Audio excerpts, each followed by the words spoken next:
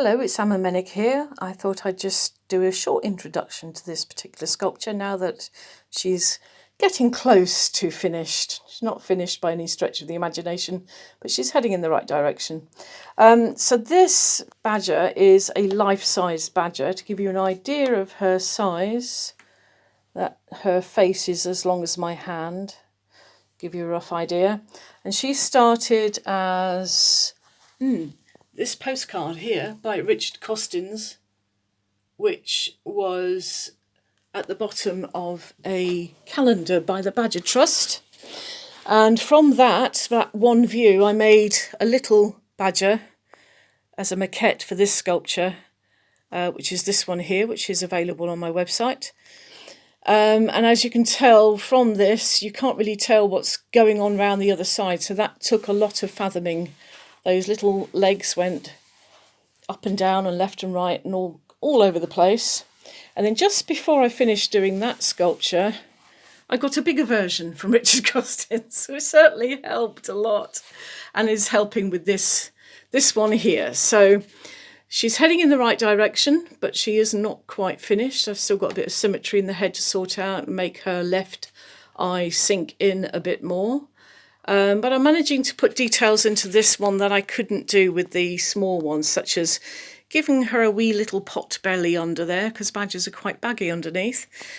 She'll also have much bigger claws and much sharper claws. So at the moment they're removable, but I will be covering them with a thing called milliput, which is a polymer clay, which is hard and can be filed and sanded and made nice and sharp, because badgers have good sharp front claws. They need them for digging, but that's something to do along the line a bit.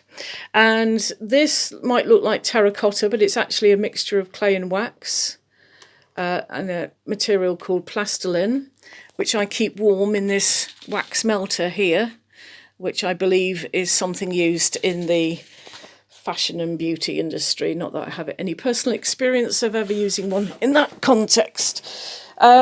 So yes, and I find that they're useful in that they're quite cheap, and I can have a different one for each different colour of plastiline. I do tend to use quite a few different plastilines.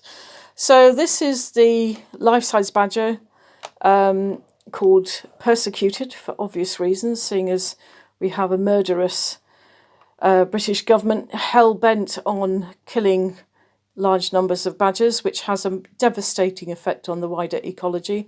And now they have just announced that they're rolling out a badger cull in Northern Ireland as well, which is just beyond insane, seeing as the badger cull's totally failed in Britain, in mainland Britain. Anyhow, so as you can see, it's a complicated pose to get right. I'm blessed in that there's only one bit of symmetry that I have to get right, and that's the face, which is not quite symmetrical yet. But the rest is all twisty and turny and has to be worked out from all of these other sources as to what on earth is going on round the other side, because you just cannot get good images of badgers in this particular pose. Not helped by the fact, of course, that they're a nocturnal creature, and most photographs taken of badgers tend to be at night, and their legs are black. So actually knowing what those legs look like, especially the back legs, very, very difficult to fathom what's going on under there and how those back paws work, which is why I have a tendency to go photographing roadkill when I get the opportunity. Not that we get many of those these days, thanks to the badger culls.